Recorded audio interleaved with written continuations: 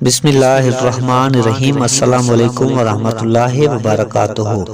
محترم ناظرین، دارالفتح صفحہ نمبر 49 جلد نمبر 3 میں مذکور ہے کہ حاملہ عورت کے ساتھ ہم بستری کتنی مدت تک کرنی چاہیے یا کر سکتے ہیں، یعنی کہ حمل ٹھہر جانے کی صورت میں کتنے ماہ تک مرد اپنی بیوی کے ساتھ ہم بستری کر سکتا ہے، اور حاملہ عورت کے ساتھ ہم بستری کرنے کے نقصانات بچے کو کیا ہوں گے اور حاملہ عورت کو کیا ہو سکتے ہیں، اور حاملہ عورت کے ساتھ ہم بستری کے فائدے کیا کیا ہیں۔ حدیث مبارکہ اور قرآن پاک کی روشنی میں آج کی اس ویڈیو بنانے کا مقصد صرف اور صرف یہ ہے کہ ہم تمام مسلمانوں کو یہ پتہ اور معلوم ہونا چاہیے کہ شریعت محمدیہ میں حاملہ عورت کے ساتھ ہم بستری کب تک کر سکتے ہیں۔ محترم ناظرین، اپنی بیوی کے ساتھ ہم بستری کرنا سنت عمل ہے، اور سنت عمل جس نے ایک ادا کیا گویا اس نے 10 نیکیاں حاصل کر لیں۔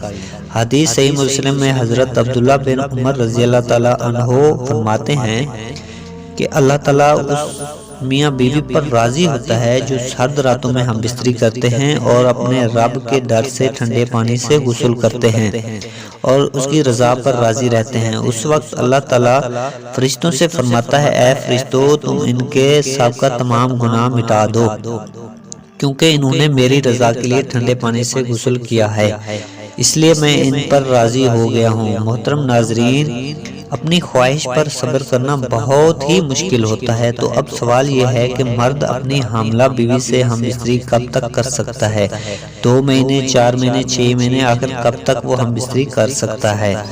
اور پھر کب اس کو منع ہے؟ حمل کے دوران اگر ہم بستری کی جائے تو اس کا فائدہ کیا ہوتا ہے اور نقصانات کیا ہو سکتے ہیں؟ حاملہ عورت اس سے ہم بستری کتنے مہینوں تک ایک خاوند کر سکتا ہے؟ تو جواب بڑی توجہ کے ساتھ سنیے گا۔ پہلے تو یہ بات سمجھنا ہوگی کہ کن صورتوں میں اسلام کے اندر ہم بستری کرنا منع ہے۔ پہلی صورت حیض ہے۔ حیض کے دوران ہم بستری کرنا منع ہے۔ حیض کی مدت کم سے کم 3 دن ہوتی ہے اور زیادہ سے زیادہ 10 دن ہوتی ہے۔ ان 10 دنوں کے دوران آپ ہم بستری نہیں کر سکتے اپنی حلال بیوی کے ساتھ۔ قرآن پاک نے عورت کے حیض کے ایام میں منع فرمایا ہے، پر کچھ لوگ سوال کرتے ہیں نبی پاک صلی اللہ علیہ وسلم سے کہ حیض کے بارے میں آپ ہمیں بتائیں۔ تو اللہ تعالیٰ نے قرآن میں جب آپ کو کہہ دیا ہے کہ عورتوں سے جدا رہو حیض کے دنوں میں، تو حیض کے دن کتنے ہیں؟ کم سے کم 3 اور سے زیادہ 10 دن ہیں، تو حیض کے ان دنوں میں بچ کر رہنا ہوگا۔ دوسری جگہ شریعت محمدیہ نے جو قید اور منع فرمایا ہے اپنی حلال بیوی سے ہم بستری کرنے کو، وہ ہے نفاس کے دنوں میں۔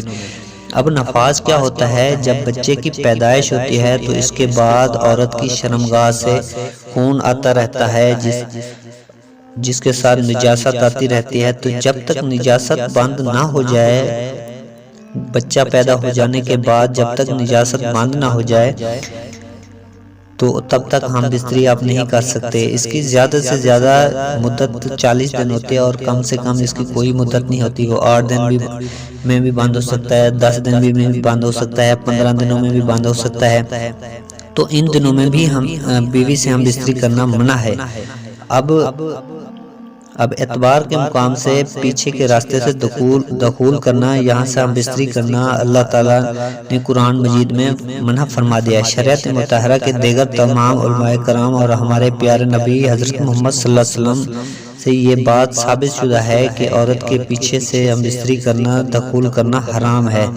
اس سے بچنا ہوگا، بہت بڑی غلطی ہوگی اور اللہ کی ناراضگی والا عمل ہے، لہٰذا اس سے بچنا ہوگا۔ اللہ تعالیٰ کا قرآن پاک میں ارشاد ہے جس کا ترجمہ یہ ہے کہ تمہاری بیویاں تمہارے لیے کھیتی ہیں، تم جہاں سے چاہو آؤ، لیکن